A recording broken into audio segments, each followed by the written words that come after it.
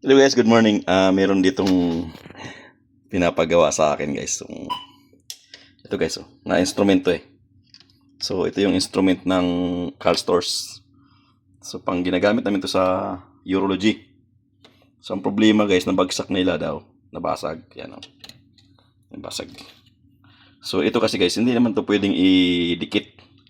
Dahil ini-sterile to ng 134 degrees, 134.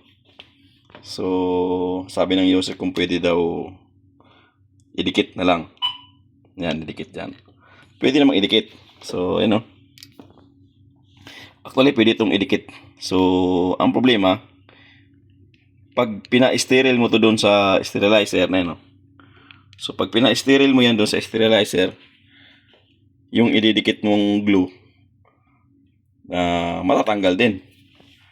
Kasi hindi naman high temp yung mga super glue na ito nga ginagamit kong glue. Ano? Ito. Biga quick. Ito yung ginagamit kong glue. So, hindi yan pwedeng i-super glue. So, mga ganitong instrument guys. Sa mga ganitong instrument kasi, hindi mo siya pwedeng i-super glue yan. Kasi nga, ini-sterile mo yan ng 134 degrees. So, sayang kasi napakamahal kasi itong mga ganitong instrument guys. Sabi kasi nabagsak daw ng kanyang kasama doon na nurse. So, gawa na lang natin ng paraan. Sabi ko, meron ba kayong luma dyan na scoop na sira na? So, dito binigyan ako ng isang sira guys ito. Ang problema nito guys, blurred na daw yung ano niya. Kaya hindi nila ginagamit. Ito. So, blurred na daw yung kanyang fiber, yung display. So, ang gagawin natin guys, ito lang last option to. Tatanggalin natin tong ano na to, ililipat natin dito sa ililipat natin dito. So ang tanong kung kaya ba natin tanggalin 'yan. So try lang natin guys tatanggalin. First time kong gumawa ng mga ganitong paggawa ng ganitong problema. So actually hindi naman dapat kasi to nire-repair. So ngayon lang subukan lang natin yung kasi sayang daw kasi napakamahal daw yung instrument na yan. So, sabi ko sa user, try ko na lang kung kaya natin gawin, gawa ng paraan. Pero sabi ko sa kanya, hindi yan pwede i-super glue kasi nga, hindi yan pwedeng i-super glue kasi nga, ini-sterile to. So, ito guys, ito kailangan natin tanggalin to, ililipat din dito. So kasi alam ko may trade yan. Kasi pag tinignan mo itong nabasa guys, mayroon siyang trade. So ibig sabihin, naka-trade lang itong na to. Pero ang gagawin natin guys, kasi nga hindi to basta-basta matanggal eh. Itinanggal na nila to pero hindi daw matatanggal. So ang gagawin mo nito guys, initin mo ng hot air. Ayan. Ang hot air. Iinitin mo muna to ng hot air to. So, initin lang natin ng hot air para mas mabilis natin tanggalin. Mabilis i-screw. Kasi napansin ko dun sa nabasag, mayroong parang nakadikit. Pero ang gagawin lang natin, hot air lang natin yan. Sandali lang naman yan. So, hot air lang natin. Siguro mga ilang minuto, 2 minuto. Para matanggal natin. Ayan o. Hot air lang natin ng ilang minuto yan. So, yan. Pag uminit na kasi itong stainless na, yung kanyang bakal. So, siguro iinit na rin to kasi plastic naman to eh. Yan, mainit nga. So, ikutin natin ng malambot na nga yun. So, pwede. Pwede pa lang tanggalin. Yun. Kaya lang may plastic siya Durog na yung pinaka-plastic na. Pero lang problema, ito ang kailangan ko, yung cup eh. Yung cup lang nito kasi ito yung hahakap doon sa camera eh. Camera unit. So, hindi kasama guys yung pinaka-lente niya. Yung lens na hindi kasama yan Andyan lang yung lens niya. So, tatanggalin mo lang taga yung pinaka niya. Yung pinaka cup, plastic. Yung pagkakapitan ng camera. So, ito naman, tatanggalin natin to, pero basag na to eh. Kailangan mo rin initan. So, kailangan din natin initan to guys para matanggal natin.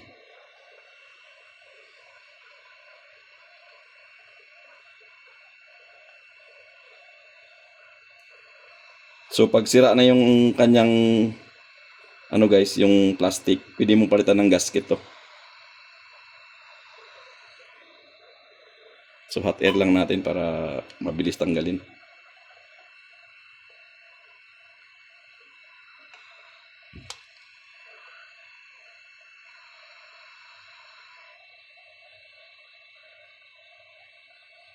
Yan.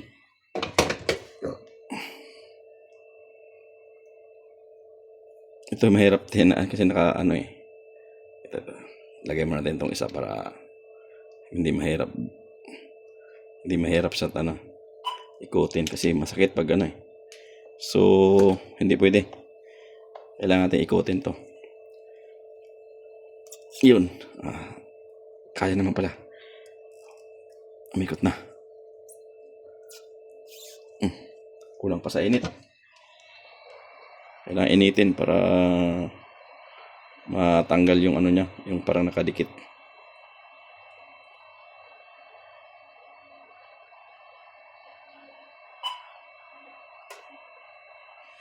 Kasi sa ibang ano siguro, sa ibang country, tinatapon na lang nila to pag sira. Yun. Yun. Ayan guys, tanggal. So sana hindi basag yung kanyang, hindi nasira yung kanyang rubber. Ito, sira din, sira na rin. Ayun, yun. Yan, sira na rin yung kanyang plastic. So ang gagawin natin guys, lagyan natin ng gasket yan. Hanap tayo ng gasket. So ang dumi o pandikit yan, siguro pandikit. So hanap tayo ng rubber na maliit lang. Gasket. So ang bago natin ano guys, linisan lang natin. So talagang ang ano lang niya, plastic. Hindi yan papasukin ng tubig kasi yung lente pa rin niya nandito. So ayan yung lente pa rin niya guys, yun pa rin. So ayan kailangan lang natin rubber kasi yung ito durog na. Ayun yung plastic niya Ito plastic. Durog na. So pang sealed lang naman yung plastic na yan. Hanap tayo ng plastic na ito yung kakabit natin. Hanap muna tayo ng gasket. Gasket ako dito mga maliliit guys.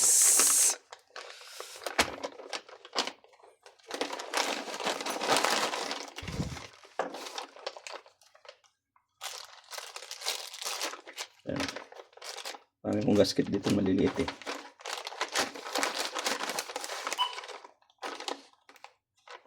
Yan. Ito. Kaya lang siguro malaki. Ayun ang malaki. Saka makapal.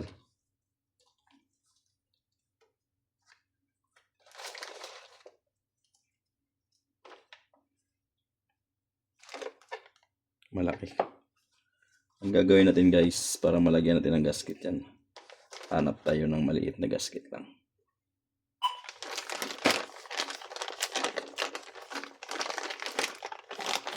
Ayan ito guys Ito. So sakto dito yan Iyon. So lagay natin yan.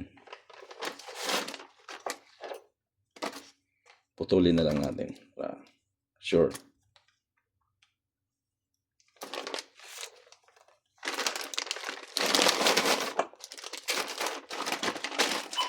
So gawin natin ng paraan to guys para magkaroon tayo ng rubber nito. Yan sakto. So puputol lang tayo ng isang putol. Kailangan ko ng putol na diretso.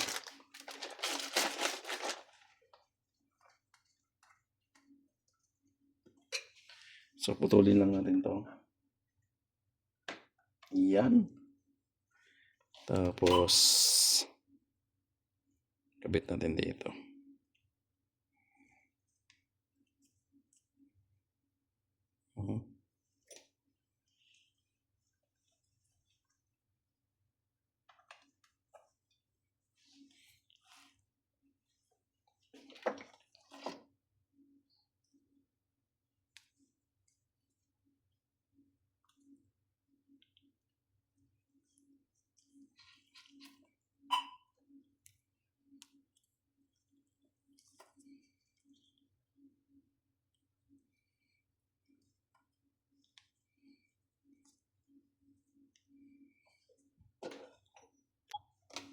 So, yan guys. Ito yung sakto na o-ring niya guys.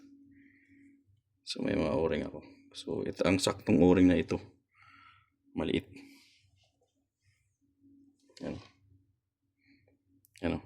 Sakto guys.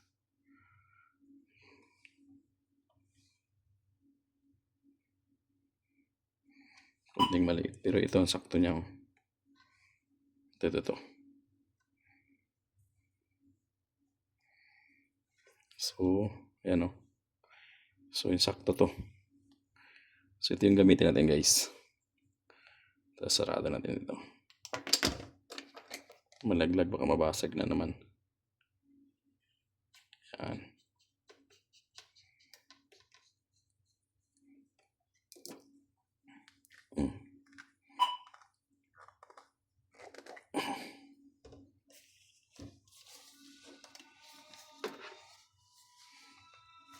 So, yan guys. Ba? Yun. So, sakto guys, oh. Ah, saktong-sakto siya.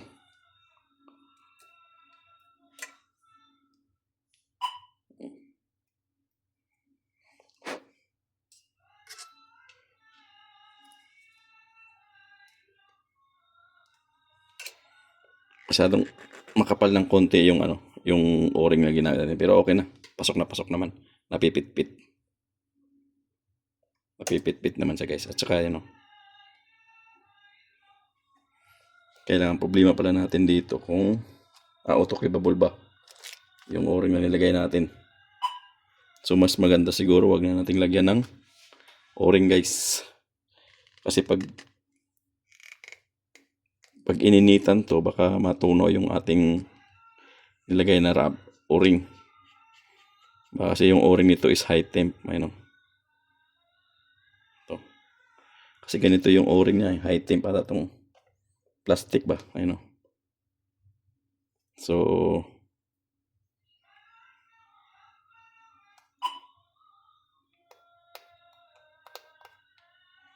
wag natin lagyan ng o-ring guys para walang problema pag pina-autoclave. Yan.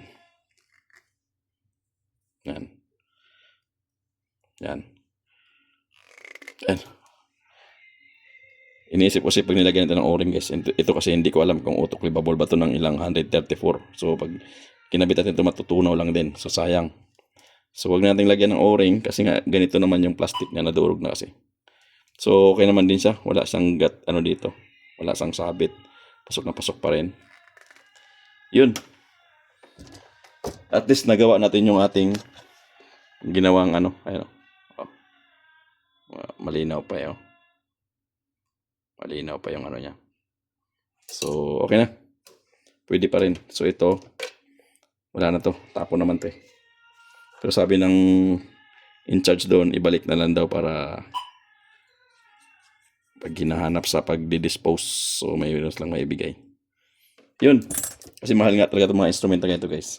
So, nagawa natin to gamit yung ating ito na hindi naman na dito kinuha natin. Yun lang. So, wag kayo magtapon guys pag nabasag to. So, pwede kayong kumuha sa mga ganitong luma din ninyo na parehas lang ng size.